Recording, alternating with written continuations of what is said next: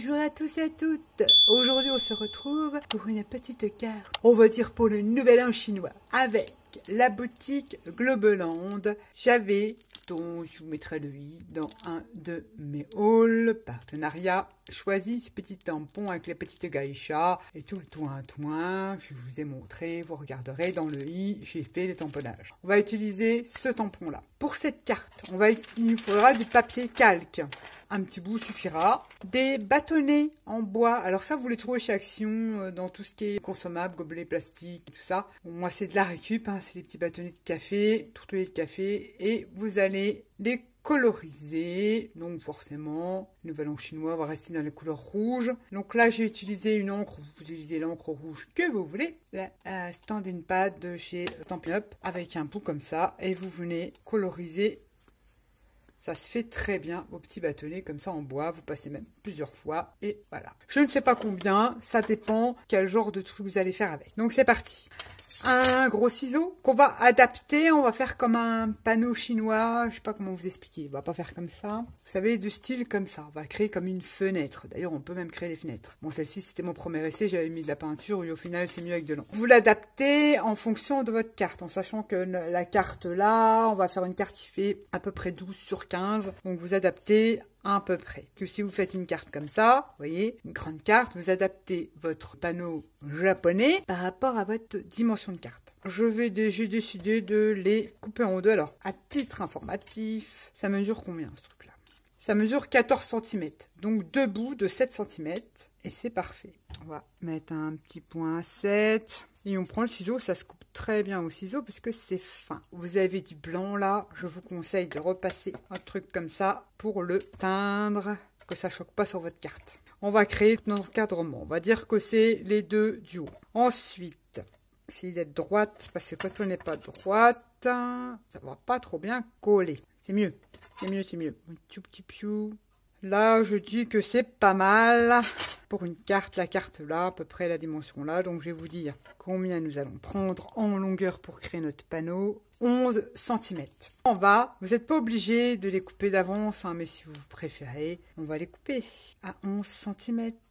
Mais si vous avez peur de faire une erreur, moi, je fais comme ça. Je prends deux bâtonnets, je prends ma colle à bois, je mets un petit bout là.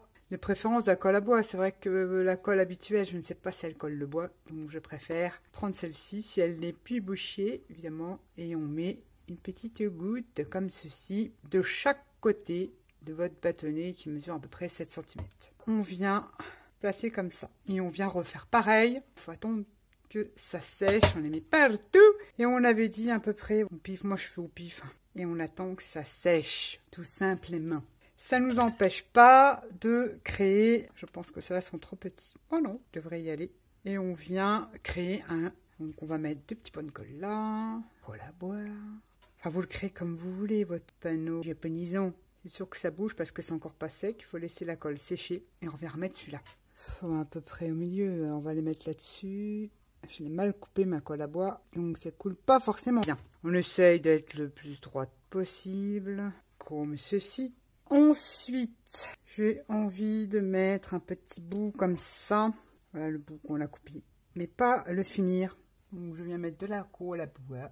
Vous faites comme vous voulez. Moi je fais comme ça. Comme ça je récupère mes chutes de bâton. Et je reviens coloriser le bout. Pas que ça choque de trop. Et on vient le mettre comme ça. On vient en prendre un deuxième qu'on va venir faire jusque là. Bon là, je vais faire un petit trait au crayon. Ça sera plus simple. On va le monter comme ça, plutôt. Et là, j'ai envie de le couper là. Il fait un petit point, mais il faut voir, hein. Et j'essaye de couper droit. Et je viens repasser à l'encre mon petit bout blanc. De l'autre côté aussi. Et je viens le coller. Je décale, parce que c'est pas sec, je peux pas trop le bouger. Je vous mets bien là. Je le décale, je vais le coller un peu au-dessus. S'il y a un peu un truc japonisant, cassé, foutu, on va dire, qui ressemble à rien. Si vous voulez. Oui, qui ressemble à rien. Jusque là. Et rien de compliqué, c'est vraiment tout simple. On essaye d'être droite. On bouge un petit peu pour pas... Bon là c'est un tapis en téflon, donc ça ne colle pas, c'est ça qui est bien. Une fois que vous avez fait ça. Bon là je vais pas trop le manipuler, mais on va essayer comme ça. Vous le retournez. Et à l'arrière, vous venez découper. Donc là, en sachant que les bouts qui dépassent là, on va les couper à ras. Mais on peut le faire seulement quand notre support sera sec. On va couper là. Je sais pas si vous voyez, on va couper le morceau là, le morceau là. Là, le petit bout qui dépasse, on va le couper. On va couper là. On va couper à ras là. Et à ras, on prend son papier calque. On fait une petite remarque. On va y arriver. Au crayon. Et là aussi. On fait des petits repères. Et on va venir couper ça en massicotte. Et l'autre repère. On a coupé son petit carré qu'on va venir après coller derrière ces petits bâtonnets. Je pense que je ne vous apprends rien. Oh, allez, on va prendre la colle là parce qu'elle est un peu plus précise. On vient mettre de la colle sur notre cadre, en fait, le premier cadre qu'on a réalisé.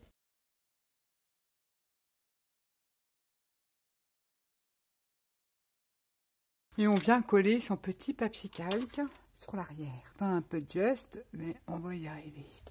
Je vais juste enlever les excès de colle, surtout la colle à bois, elle n'est pas blanche quand elle sèche. Donc il vaut mieux la gratter, l'enlever. L'autre colle on s'en fout parce qu'elle sèche, elle devient transparente. Et ça vous donne ceci, en sachant qu'on va venir couper. On va essayer, parce que c'est pas tout à fait sec, de couper les petits bouts qui dépassent. Vous prenez votre ciseau, vous me calez, ça devrait le faire, j'espère que ça va pas casser pour obtenir un cadre et on viendra remettre un peu d'encre. On vient couper là aussi tout ce qui dépasse de notre cadre. Ici aussi et ici aussi. Et on vient finir ces petits coins blancs là. Faisons attention, c'est quand même relativement fragile, mais comme on va le coller après sur une carte, ni vu ni connu. Là aussi il y en a un, hop, à revenir en rouge. Quand on coupe des fois ça s'effrite, donc on repasse un petit peu d'encre et on a fait son petit panneau japonais. Certes, pas comme ça, vous faites comme vous voulez. Avec des petites touillettes de café, des bâtonnets de glace, mais des petits, on fait un petit panneau japonais. Celui-là, on va le laisser sécher. Par contre, j'en ai préparé un autre en amont, qui est exactement le même. Le voici. Pour cette carte, on va prendre une base noire qui fait 12 sur 15. Un second morceau, ça c'est des papiers pareil que je suis trop chienneuse, fond de carte, 11,5 sur 14,5, comme ceci. Et ce fameux papier que j'ai réalisé avec vous dans une vidéo précédente, l'effet craquelé avec le fait craquelé de chez Stamperia, qui fait 11 sur 14. Je vais l'utiliser. Je l'ai ancré à la Stason bleue. Et je vais venir la placer comme ça. J'adore en ce moment, ça fait très hiver, ça, j'aime bien. On va coller donc sa base bordeaux sur sa base noire. Comme ça, ce sera déjà fait. Je perds mes cheveux. Là, je vois que j'ai encore un petit trait de crayon. Je vais venir le gommer. Et ni vu ni connu. Là, c'est de la colle qui me reste. Je vais rectifier ça après. Que je dois enlever du bloc. C'est les papiers noirs Aquarelle Action. Donc, il y a toujours de la colle sur la tranche. Je viendrai régaliser ça après. On a collé son fond bordeaux. On va venir coller son fond patouille effet craquelé. Je vous rappelle le lien en barre d'infos si vous avez envie d'utiliser un produit simple pour faire des craquelures sur vos cartes, vos projets, etc., etc.